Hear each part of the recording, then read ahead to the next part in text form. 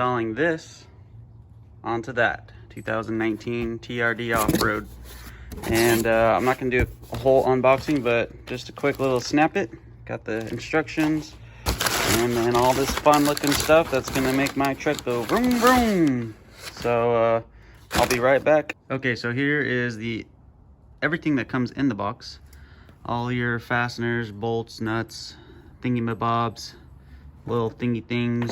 Don't know what they're called. I'm not a mechanic, by the way, so all this is very new to me, but if I can do it, anybody can do it. So this should be pretty cool. I'm excited to test it out and see what's gonna happen. So we got the high airflow filter, and the knife is not included, but y'all get the picture. So we'll be right back here, install it into this beauty. Hey guys, so does a cold air intake actually increase your horsepower? I don't know. That's what they tell us, but I've also heard that it really doesn't, and if it does, it's very minute. But one reason to get it, main reason I got it, was for that cool whoosh sound that it makes. So we're gonna install this into the 2019 TRD Off-Road. Picked this up last month. Very excited about it. Have a lot of cool mods I want to do to it. Already done quite a few things. I'll make videos and all that. But this is pretty basic install. I have the basic tools. I don't have professional tools. I am not a mechanic, not a professional. So if I can do it, anybody can do it. We're going to install it, do a test drive, do a sound test, and kind of see what we think about it. I think I'm going to love it, but if you're just getting it for the sound, then you're not going to be disappointed. So stay tuned and we'll be right back. Okay, so I'm going to do a quick startup, a cold start, with the camera facing the engine bay, and I'm going to do a few revs just to see if we can even tell a difference. So stay tuned.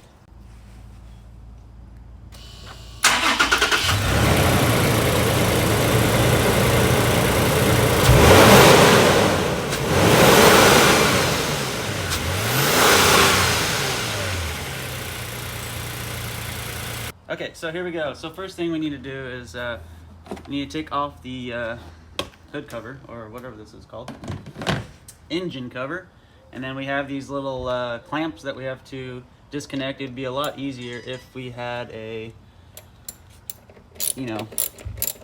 impact gun or something like that, but I don't. Well, I do, but I don't have the right attachments, so I'm going to be using this, which is just the same, a little bit slower.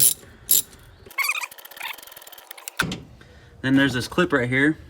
Gotta unclap that. Pull this hose out. Okay, so you got that off. You should be able to pop this out.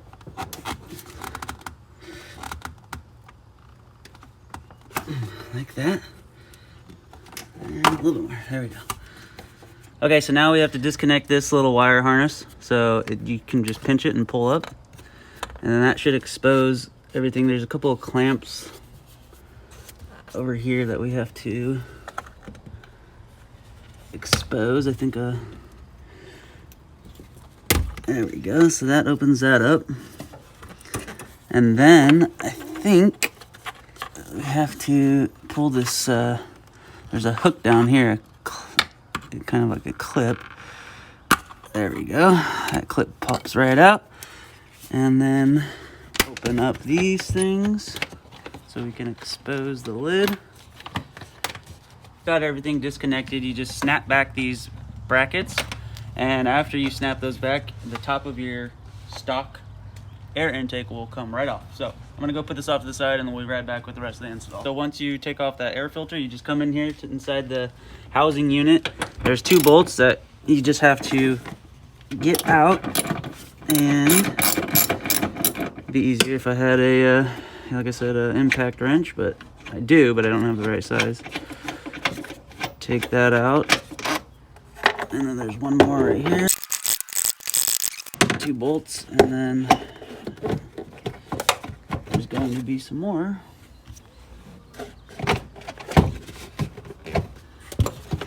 Should just be able to pop it right out. Oh wait, there's one more right here. Forgot about this one. And there we go. That should do it. Pops right out. Boom. So once you pulled out the sensor, you want to put it in the provided tubing that comes with K&N. I already attached this plate. You need to attach this plate right here by 2 bolts. Comes with the hardware. You grab the sensor, and it only goes in one way, so you can't really mess it up. And then with the provided Allen bolts, you go ahead and just pop those little bee's knees in there, and go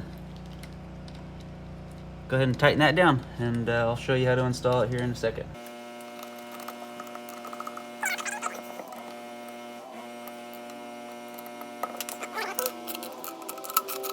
Okay, so we're going to be attaching these clamps now to the cold air intake, and basically it's either a 10 mil socket wrench or a flathead screwdriver. So I'm going to use a flathead because that's what I have, and I'm going to attach them both, one on each end, and then I'll attach it to this box, and then it will be attached obviously to the cold air intake.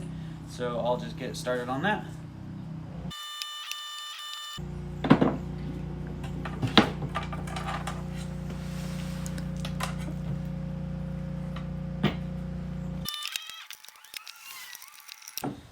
Okay, and then this one that has the grooves, it's different than the one in the front. That one is just straight flat. This one's got the grooves. This one goes in the back. And it's just a clamp on. Let me get one of these on there first.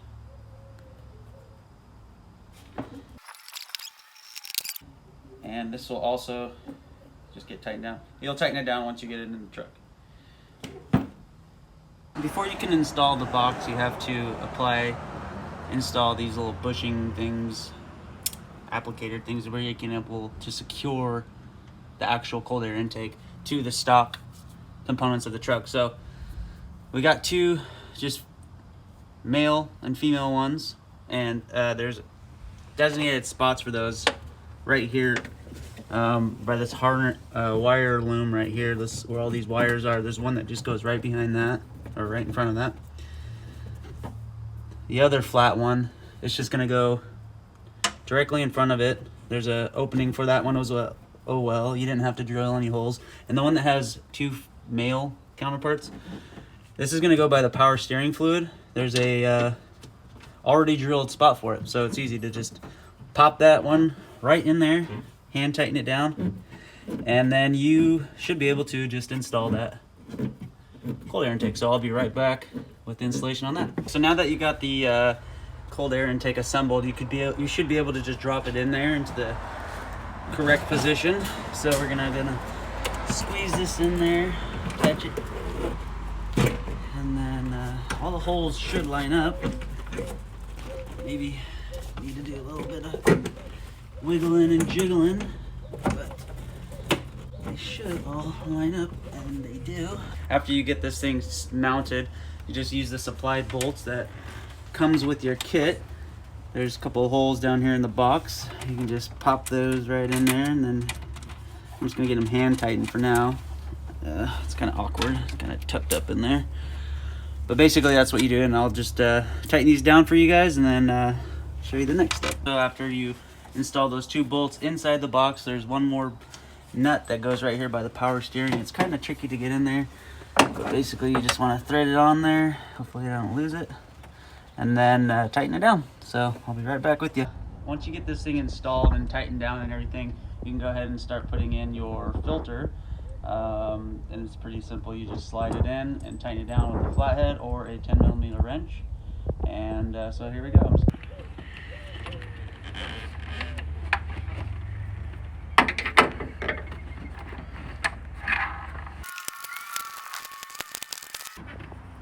Okay, just like that, nice and tight. So I'm just gonna zip tie this wiring harness right to the unit itself. I don't know the length of this one, but it's just enough, and that's all we need, is just enough. And I got my pliers right here to pull it through, and that should do it. Just kidding.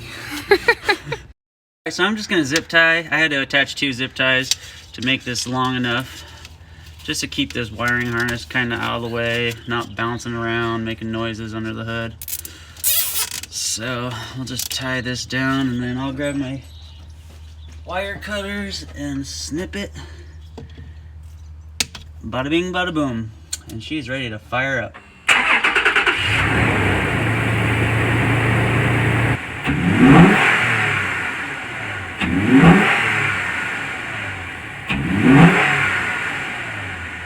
Successfully installed the K&N filter.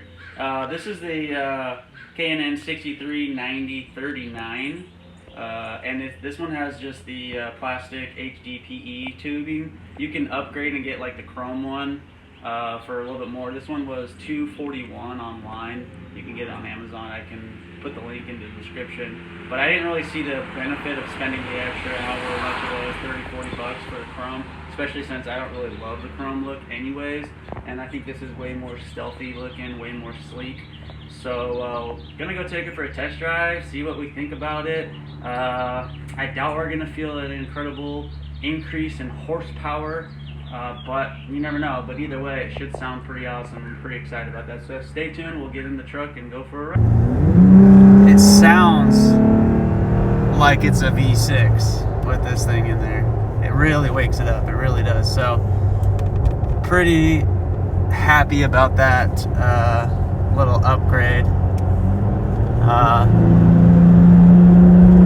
It does, it really is cool. It's putting a smile on my face. So, but yeah, if you guys are thinking about installing a cold air intake on any of your vehicles, even if it's not a Tacoma, I think it's worth it. I mean, I think it's worth it. I know a lot of people hate on it and say it's not worth your money.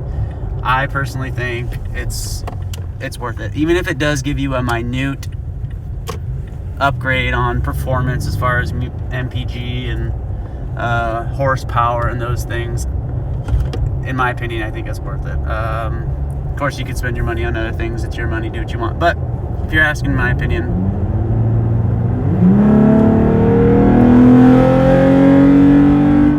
you got my opinion. Test drive after the install, and first thing I noticed is the sound. That's very obvious. It was really cool sound. Actually a lot louder than I was thinking it was going to be initially. As far as performance, I honestly couldn't really tell a huge difference. I already have a throttle commander installed. Well, it's an off-brand one, but basically does the same thing. So I can adjust the sensitivity of my pedals and all that. So that being said, I didn't quite feel the response. And as far as horsepower, honestly, I didn't quite feel anything either. I mean, maybe in the back of my mind, I guess I could have felt some response, but also maybe it's just like a trick of the brain. But either way, I'm pretty happy with the install. It's pretty easy. It's a lot easier if you have the appropriate tools. I was kind of basic tooling it, and could have made my life a lot easier if I just went and got the right tools. But I think as far as the install, it was pretty basic. Only took a couple hours videoing and all that. If you're not videoing, it's pretty straightforward. Probably could take you 30 minutes.